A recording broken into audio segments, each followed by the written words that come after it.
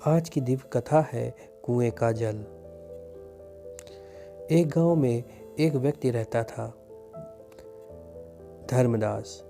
बातें तो बड़ी अच्छी अच्छी करता था, पर एकदम कंजूस था। कंजूस भी ऐसा नहीं, बिल्कुल मक्खी चूस। चाय की बात तो छोड़िए, वह किसी को जल तक नहीं पूछता था।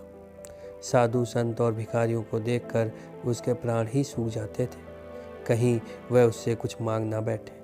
एक दिन दरवाजे पर एक महात्मा आए और धर्मदास से सिर्फ उन्होंने एक रोटी मांगी। पहले तो धर्मदास ने महात्मा को कुछ भी देने से मना कर दिया, लेकिन बाद में वहीं खड़े रहे महात्मा को देखकर उसने आधी रोटी देने लगा। आधी रोटी देखकर महात्मा ने कहा कि मैं आधी नहीं, अब पेट भर खाना खाऊंगा। इस पर धर्मदास ने कहा कि वह कुछ नहीं देगा। महात्मा वहीं भूखे प्यासे धर्मदास के दरवाजे पर खड़े रहे। सुबह जब धर्मदास ने दरवाज़ा खोला तो देखा कि महात्मा वहाँ ही खड़े हैं, भूखे और प्यासे। तब धर्मदास ने सोचा, अगर यह भूख प्यास से मर गए तो मेरी बदनामी होगी, बिना कारण साधु की हत्या का दोष लग जाएगा। धर्मदास ने महात्मा से कहा, बाबा तुम भी क्या याद करोगे, आओ पेट भर भोजन खा लो।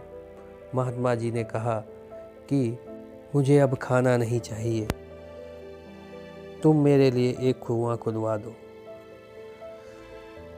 लो, अब कुआं बीच में कहाँ से आ गया? धर्मदास ने साधु महाराज से पूछा, और धर्मदास ने कुआं खुदवाने से साफ मना कर दिया। साधु महाराज अगले दिन भी रात भर चुपचाप खड़े रहे, भूखे और प्यासे धर्मदास के दरवाजे पर। अगले सुबह धर्मदास ने साधु महात्मा को भूखा प्यासा अपने दरवाजे पर खड़ा पाया तो सोचा, अगर मैंने कुआं नहीं खुदवाया तो इस बार जरूर भूख प्यास से ये मर जाएंगे और मेरी बदनामी होगी। धर्मदास ने काफ़ी सोच विचार किया और महात्मा से कहा, साधु बाबा तुम्हारे लिए एक कुआं खुदवा देता हूँ, और इससे आगे कुछ मत बोलना। नहीं, अब एक नहीं 2 कुएं खुदवाने पड़ेंगे। महात्मा की फरमाइशें बढ़ती जा रही थी। धर्मदास कंजूर जरूर था पर बेवकूफ़ नहीं। उसने सोचा कि अगर मैंने 2 कुएं खुदवाने से मना कर दिया तो ये 4 कुएं खुदवाने की बात करने लगेंगे। और धर्मदास ने 2 कुएं खुदवाने में अपनी भलाई समझी। कुएं खुदकर जब तैयार हुए तब उसमें पानी भरने लगा। जब कुओं में पानी भरा गया तब महात्मा जी ने धर्मदास से कहा, 2 कुओं में से एक कुआं मैं तुम्हें देता हूँ और एक कुआं अपने पास रख लेता हूँ।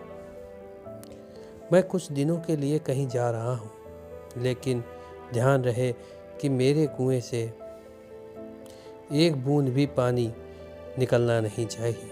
साथ ही अपने कुएं से आप सब गांव वालों को रोज पानी निकालने देना।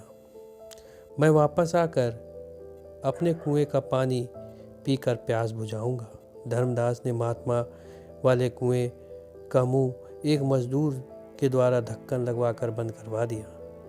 गांव के सब लोग रोज धर्मदास के कुएं से पानी भरने लगे। लोग खूब पानी निकालते, पर कुएं का पानी कम नहीं होता। शुद्ध शीतल जल पाकर गांव के लोग निहाल हो जाते और महात्मा जी और धर्मदास का खूब गुणगान करते थे। 1 वर्ष बाद महात्मा जी जब पुनः गांव लौटे तो उन्होंने धर्मदास से बोला कि उनका कुआं खोल दिया जाए। धर्मदास ने कुएं का ढक्कन हटवा दिया। लोग यह देखकर हैरान रह गए कि कुएं में एक बूंद भी पानी नहीं था। तब महात्मा ने कहा कि कुएं से कितना भी पानी क्यों ना निकाला जाए, वह कभी खत्म नहीं होता, अपितु बढ़ जाता है। कुएं का पानी ना निकालने पर कुआं सूख जाता है। इसका स्पष्ट परिणाम तुम्हारे सामने है। यदि किसी कारण कुएं का पानी ना निकाला जाए तो वह सूखेगा नहीं तो सड़ अवश्य जाएगा, किसी के काम नहीं आएगा। महात्मा ने आगे कहा कि कुएं के पानी की तरह ही धन और दौलत है। इसकी 3 गतियां होती हैं, उपयोग, नाश अथवा दुरुपयोग। अब चयन तुम्हें करना है कि आप उसको किस कार्य में लगाते हैं।